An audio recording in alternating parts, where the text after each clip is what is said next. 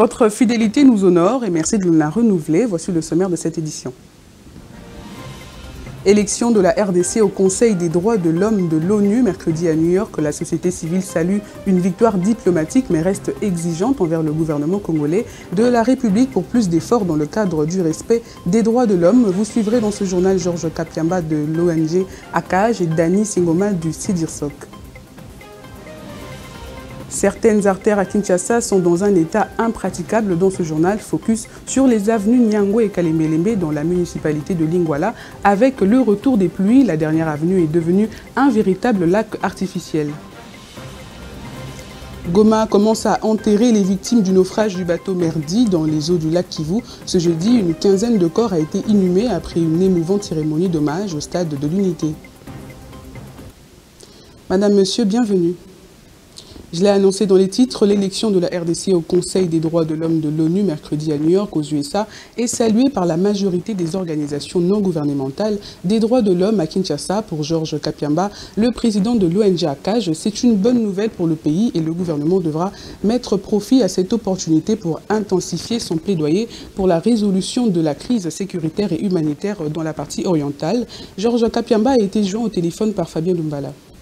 Nous avons salué cette élection parce qu'elle traduit la confiance que la majorité des membres de l'Assemblée générale des Nations unies a fait à la République démocratique du Congo, par là le gouvernement congolais. Mais c'est aussi une interpellation lancée au gouvernement congolais pour qu'il puisse prendre des actions concrètes et positives devant aller dans le sens d'améliorer la promotion et la protection des droits de l'homme en République démocratique du Congo et aussi la promotion de la démocratie et de s'engager davantage dans la lutte contre la corruption.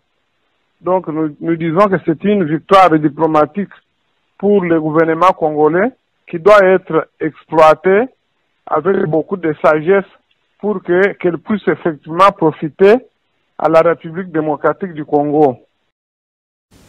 À son tour, le Centre des ressources et de dynamisme de la société civile en RDC, CIDIRSOC, qui se réjouit de cette élection, estime que l'élève le plus têtu en matière de respect des droits de l'homme est devenu par cette confiance mondiale le major ou chef de classe et par conséquent, le gouvernement congolais et la société civile doivent travailler ensemble et en harmonie afin de présenter des rapports cohérents dans les instances internationales en matière de droits de l'homme. Suivez Dani Singoma, le coordonnateur national du CIDIRSOC, a été joint au téléphone par Fabien Doumbala. Bon, bien que ça paraît paradoxal, mais quand même nous l'avons bien accueilli, étant donné que c'est un bel exercice pour la RDC, qui ne se conforme pas très bien en ce qui concerne ses engagements pour les droits de l'homme, et d'être dans ces conseils, ce qui va nous permettre, nous, en tant qu'acteurs, d'avoir plus de facilité de l'interpeller et de le rappeler à l'ordre. Mais en même temps, bon, la RDC aussi soigne son image sur le plan de la communauté internationale. Donc pour nous, je pense que c'est une bonne chose. Et bien que une grande partie des personnes et d'organisations ne voulaient pas que ça soit ainsi, mais nous pensons quand même que, comme on le dit très bien, l'élève le plus têtu, on le fait chef de classe et il va changer son comportement. C'est que le gouvernement doit savoir que les organisations de la société civile et particulièrement les organisations de défense des droits des personnes et les droits de l'homme en général ne sont pas des ennemis du gouvernement. Nous devons collaborer et qu'ils nous écoutent parce que il n'est pas bon de voir que parfois au siège du comité des droits de l'homme à Genève, que les ONG et la société civile viennent avec ces rapports, le gouvernement vient avec ces rapports et parfois c'est contradictoire. Mais il est mieux de travailler ensemble, de faire des revues ensemble, d'écouter nos propositions, nos interpellations et des alternatives que nous donnons. Cela va nous permettre d'améliorer parce qu'il s'agit des revues des droits de l'homme qu'on fait à chaque instant et on ne parle pas des mensonges. On dit des progrès réels qui sont réalisés dans les pays et il est mieux que nous le fassions ensemble pour avoir une même voix au niveau de la communauté internationale. Cela nous donne plus de crédit. Le boycott des travaux du 19e sommet de la francophonie par le président Félix Tshisekedi et son départ sans prévenir son homologue français suite à la non-reconnaissance de l'agression rwandaise par ce dernier a suscité des vives réactions. L'opposition française menée par Jean-Luc Mélenchon parle d'un acte indigne d'un chef d'État français qui fait perdre à la langue de son pays sa valeur la plus évidente, l'unité. Suivez le président du parti La France Insoumise dans cet extrait choisi par Jeanne Biango. Secrétaire général de la francophonie, mais qui sait d'où elle sort? C'est une ministre du gouvernement de M. Paul Kagame, le président, démocratiquement élu par 99% des voix, du Rwanda. Et le reste du temps, il envahit le voisin, la République démocratique du Congo. Et nous, les Français, ne pouvons pas accepter ça. Mais le président de la République, il intervient, puisque tout le monde est là, pour que chacun fasse l'effort. Vous avez vu comme c'est différent? Si vous êtes l'Ukraine, vous avez le droit de vous défendre contre l'invasion. Si vous êtes la République démocratique du Congo, vous devez faire un effort avec votre voisin qui vous a envahi. Eh bien, allez dire ça à M. Zelensky pendant que vous y êtes. Mais c'est pas tout. Déjà, il y a 100 millions de personnes en République démocratique du Congo. On y parle beaucoup le français. On le parlera sans doute moins après de telles aventures. Parce que pourquoi parler cette langue si ce n'est pas celle qui met en commun des valeurs identiques, quelle que soit la couleur de... Le barreau de Kinshasa Matete a tenu son assemblée générale le mardi 8 octobre à la Maison de l'Avocat, un exercice annuel au cours duquel le bâtonnier Émile Muchembe a présenté le bilan de l'année au tauge noir. Trésor Kabongo pour les détails. Le quorum atteint avec plus de 1515 avocats, l'Assemblée générale du barreau de Kinshasa Matete pouvait valablement siéger. Le bâtonnier Émile Muchembe a avant tout rappelé au tauge noir de son ressort les valeurs d'un avocat dans un état de droit. L'état de droit voulu par l'avocat du barreau de Kinshasa Matete est celui dans lequel l'avocat peut défendre son client sans le moindre inquiétude. Celui dans lequel l'avocat place l'intérêt de son client au-dessus des intérêts mercantiles. Celui où l'avocat ne procède pas au dilatoire, au trafic d'influence ou à la corruption pour gagner les combats judiciaires face à son confrère. Celui dans lequel l'avocat ne viole pas la confraternité en faisant arrêter injustement son confrère pour plaire à son client. Celui où l'avocat n'est pas le premier violateur de loi, celui où l'avocat n'est pas défenseur farouche de son client, mais conseille utilement son client. Comme chaque année, le bâtonnier Émile Muchembe a présenté les réalisations du barreau pour 2024. Entre autres, la révision à la baisse de la cotisation annuelle, la mutuelle de santé et aussi la cité de l'avocat. La cotisation annuelle, l'exercice 2024-2025 a été revue à la baisse, passant bien sûr des 170 pour les avocats inscrits sur admis à la liste des stages et 220 pour les avocats inscrits au tableau de l'ordre de barreau. C'est décisif. Le barreau a désormais une mutuelle de santé pour la sécurité médicale des avocats. À cela j'ajoute le projet de la cité de l'avocat qui est déjà en exécution. Le barreau de Kinshasa Matete avait également procédé au remplacement de 5 membres du Conseil de l'ordre. Une dizaine de corps des victimes du naufrage du bateau MV Merdi la semaine passée dans les eaux du lac Kivu a été enterré officiellement ce jeudi au cimetière Makao dans le territoire de Nyiragongo. Peu avant, un dernier hommage a été rendu à ces victimes au stade de l'unité de Goma. C'était devant une foule en détresse. Suivez ce reportage de notre correspondant Primo Pascal Roudaïgoua.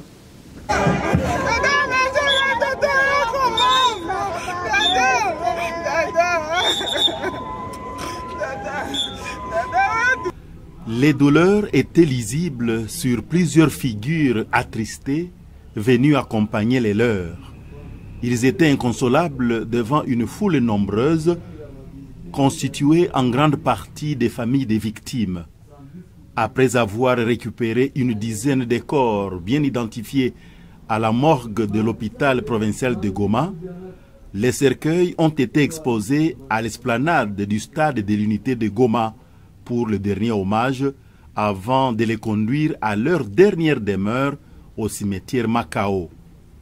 La cérémonie a débuté par un culte œcuménique suivi des discours du gouverneur du Nord Kivu et de la ministre des Affaires sociales et Solidarité nationale qui ont présenté successivement leurs condoléances aux familles éprouvées.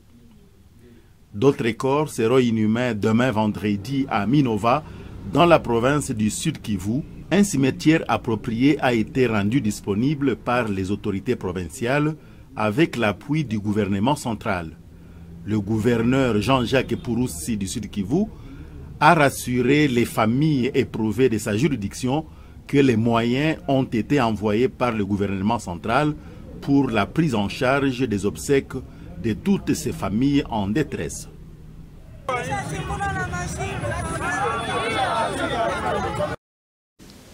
Les mesures portant interdiction de naviguer la nuit pour tous les bateaux et pirogues motorisés sur le lac Kivu et Tanganyika et le port obligatoire de gilets de sauvetage pour tous les passagers et les membres d'équipage tels que décidés par le gouvernement de la République à travers le ministère des Transports et Voies de Communication sont bel et bien respectés dans la province du Sud Kivu. C'est le constat fait sur terrain après la visite dans les différents ports de la ville de Bukavu le mercredi 9 octobre par notre correspondant Crispin Kalangalilois. Le gouvernement a pris des mesures strictes pour renforcer la sécurité sur les lacs Kivu et Tanganyika, mais aussi sur l'ensemble du pays. Pour renforcer la sécurité sur les lacs, et c'est là, près d'une semaine après le naufrage d'un bateau merdi sur le lac Kivu qui quittait le port de Minova au sud Kivu pour se rendre à Kituku en province du Nord Kivu, faisant plusieurs morts et quelques rescapés. Toutes ces mesures ont été saluées par les armateurs, à l'exemple des établissements Silimou. En témoigne l'un des responsables, Loueni Ndale, rencontré sur les lieux. Et le premier voyage a été quand même concluant du fait que les passagers ont dit porter les jeux de sauvetage comme ça a été recommandé et que également les voyages devraient être effectués la journée, le matin et non le soir. Nous pensons que nous allons exercer ces mesures comme ça a été dit par rapport à la résolution du Conseil provincial du transport et communication. Thierry Biamungu, gérant des établissements Amir Mugote, évoque quant à lui les défis liés à l'interdiction de la navigation nocturne. On demandera à l'autorité qu'il revoie encore sa mesure parce que ça ne nous avantage vraiment pas à... Alors nous devons savoir si régulièrement vous faites les contrôles techniques.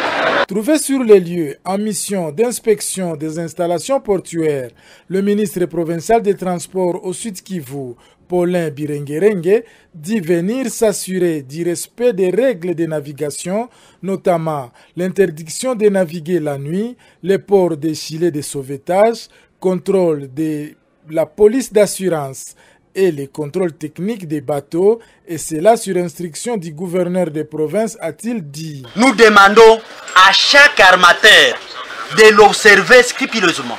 Et quiconque ira à la contre de cette mesure, il sera arrêté, ce n'est pas un secret. Quiconque ne respectera pas toutes ces mesures, on va suspendre tous leurs mouvements sur les lacs, que ce soit sur le lac Kivu, que ce soit sur le lac Tanganyika. La saison des pluies, nous y sommes. Malheureusement, plusieurs rues de Kinshasa méconnaissables vu l'état de délabrement de la voirie de la ville. Voilà que justifie la séance de travail tenue à Kinshasa entre le ministre des Finances et le gouverneur de la ville sur la relance des travaux de réhabilitation des artères. Suivi Daniel Bumba au sortir de la réunion. Bon, il était question d'harmoniser sur la problématique de la voirie de la ville de Kinshasa. Vous savez que la voirie de la ville de Kinshasa est très importante pour le fonctionnement de cette ville parce que ça résout le problème d'embouteillage, ça résout divers problèmes et touchant la productivité et l'économie de cette ville. Alors, le gouvernement, ça n'est pas mis à l'écart par rapport à ces problématiques sur instruction justement du président de la République. Nous avons qui veut justement faire de Kinshasa une ville très assainie et qui s'implique totalement dans le rayonnement de cette ville, a instruit. Et il y a une dynamique aussi auprès du Premier ministre que nous avons vu aujourd'hui à l'exécution, le ministre des Finances, Excellence Doudou Famba, qui a justement mis autour de la table les experts de divers diverses institutions, ainsi que les opérateurs privés, pour que nous puissions harmoniser la question des relances de travaux. Et il s'agissait de projets de 3 communes, projets de 3 artères, qui fait au total 49 km où les travaux reprennent d'ici là pour donner justement cette voirie aux Quinoises et Quinoises, en fait, de vaquer à leurs occupations et résoudre la problématique des embouteillages. Les avenues voisines Nyangwe et Kalemelembe dans la municipalité de Lingwala, surnommée Lac Nyangwe et Kalemelembe depuis les dernières pluies, présentent un spectacle désolant. Il suffit d'y effectuer un tour pour comprendre l'urgence de leur réhabilitation. Delaine Bouilly et Esther Mponga étaient sur place ce jeudi 10 octobre.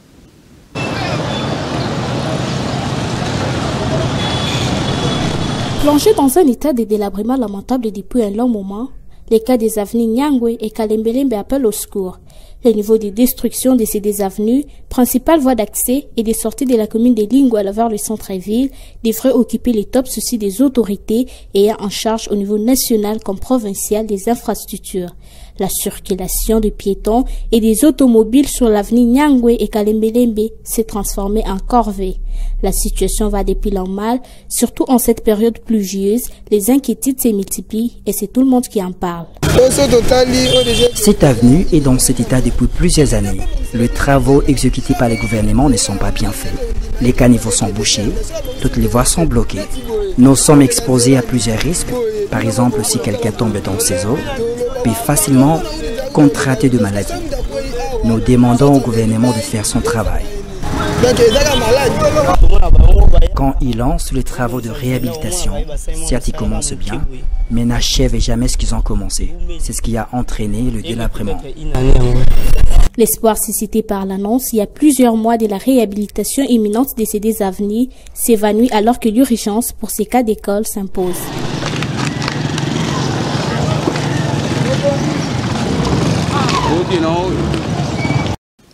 C'est la fin de cette édition. Je vous rappelle ses principaux titres. Élection de la RDC au Conseil des droits de l'homme de l'ONU mercredi à New York. La société civile salue une victoire diplomatique mais reste exigeante envers le gouvernement congolais de la République pour plus d'efforts dans le cadre du respect des droits de l'homme. Vous avez suivi dans ce journal Georges Kapiamba de l'ONG ACAJ et Dani Singoma de Serdisoc.